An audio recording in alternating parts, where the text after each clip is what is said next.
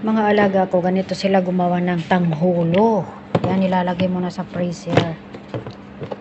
Okay, hindi ko mabuksan. Wala kaming grapes, kaya strawberry. Bilis lang palang gawin. Kagabi kasi, mayroon na kaming ginawa niyan. Tinusok namin sa pangtusok ng barbecue or banana cue. Hindi ko alam anong pangalan nun. Kasi kailangan daw, patigasin yan sa freezer. Kaya hindi na niya ako nahintay. Sinabi ko nga sa kanya na bukas, pag tinanggal mo yan sa freezer, tawagin mo ako kay bibidyo ko. Sa kanya ako tinawag nung natanggal na niya sa freezer at nakapaglagay na siya ng tubig at saka maraming ice cubes. Ay nako, inunahan ako. Kaya okay lang naman, at least meron akong naabutan, di ba? Hindi pa siya nakakain. Ganyan daw ang ginagawa, hindi na daw kailangan ng sugar syrup. Kasi di ba, nung nag-viral to ay kailangan pa siyang, kailangan mo pang gumawa ng sugar syrup, di ba? Para tumigas yan, para alam mo yung para magka-crack siya. Kaya lang, sobrang tamis nun, hindi ko kayang kainin yun. Pero ito, ay nako, naging bit ko na to. Yun nga lang, sobrang malamig sa lalamunan. Kasi, hindi nga siya matamis. Yun nga lang, yung tumigas lang yan, magka-crack din yan. Dahil sa ice, siyempre nag-ice na yung fruits. Kaya nga siguro nila tinawag na tanghulo. Ay nako, ewan ko ba tinawag ng tanghulo. Hindi ko alam kung anong English nun. Pero pati yung mga Amerikano, pati yung mga ibang lahi, tanghulo talaga yung tawag nila sa ganyan. O diba yan? Pakita ko sa inyo, magka-crack talaga siya. Uy, alam nyo yung hirap na hirap ako kumagat niyan. Kasi sumasakit yung ipin ko dyan sa baba, sa kilid. Ay nako, kinakausap pa ako ng alaga ko niya sa oras na yan. Sabi niya sa akin, diba, hindi siya sweet, malamig lang. Sabi ko, oo nga, mamamatay ka rin sa lalamunan pagkatapos mo kumain nito kasi sasakit talaga yung lamunan mo dito sa sobrang lamig. Alam mo yung tagus sa ulo yung lamig niya. At least nakatikim. Thank you for watching mga kamarites. Hello mga kamarites. Luto for today's video. Mayroon akong bihon dyan. Siyempre bawang, sibuyas. At ito po ay, hindi po yan bagyo beans. Sitaw po yan. Yellow pepper, green pepper, carrots, at siyempre yung panghalo natin na atay ng manok, at special itong aking steak crabs. Nakita ko yan sa freezer, kaya hindi ko tatantanan yan. Favorite ko yan.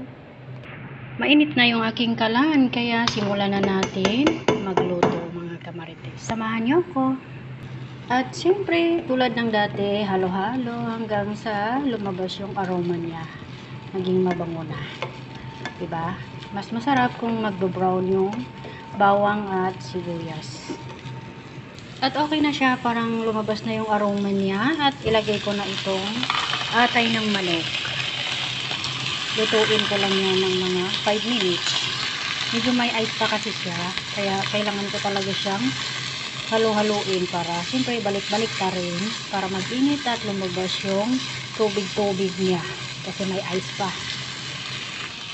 At umuki-uki na naman yung atay, lumambot siya, at ilagay ko na rin itong sitaw at saka carrots. Halo-haluin ko lang yan bago ko siya lagyan ng toyo.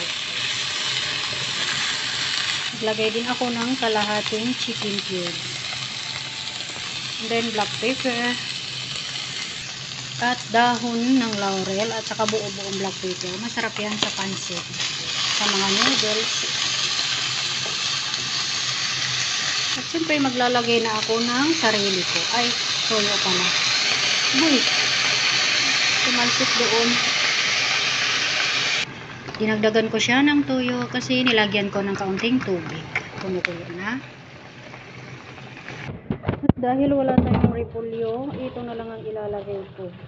Okay naman ko sa pancit, lettuce siya. Huwag lang masyadong overcook ang pagka-luto doon sa pancit o diyan. Kanina pa siya kumukulo at ilagay ko na yung ating pancit para maluto na agad kasi gutom na. Gutom na ang kamaritis nyo. Kung alam nyo lang. Ewan ko ba't ko napagtripan tong pancit na to. Bihon pala. Parehas lang naman siguro. Pancit, bihon. Parehas siguro yun, di ba? Yan. Takpan ko lang siya saglit. Kasi nadamihan ko siya ng tubig. Para masipsip niya yung tubig niya. Ano lang siya ng lasa. Tinikman ko, kulang ng lasa niya. Naglagay na lang ako ng patis. Yan. Kakaiba yung panglasa ko ngayon. Parang mapait siya. Iwan ko ba? Siguro dahil masama ang pakiramdam ko kahapon, kagabi. Kaya, ito talaga yung panglasa ko ngayon, mga kamarites.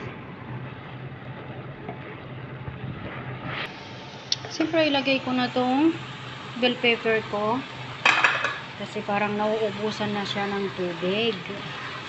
At tamang-tama para hindi rin ma-overcook. Diba? Pangit kasi pag na-overcook yung green pepper. Parang, iba yung lasa niya ba? Parang, alam niyo yung, parang mapait. Ewan ko ba? Baka lang dito sa panglasa ko siguro. Kaya ganun lang.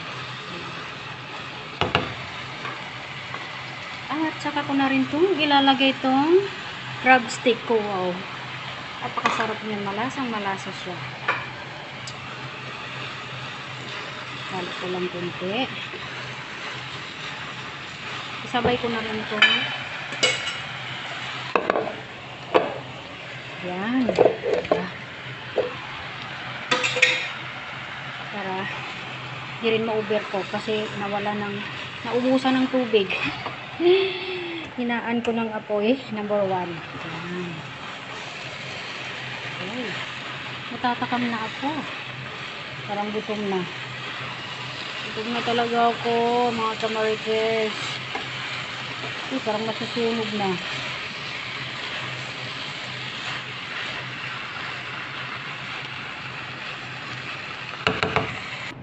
At ayan na. Ready to serve na mga kamarites. Kain po tayo. Samahan niyo ako. Ayan. Wow, nakakatakam.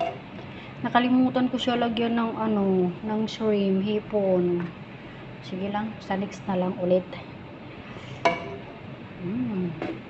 Tsaka nakalimutan ko rin lagyan ng spicy.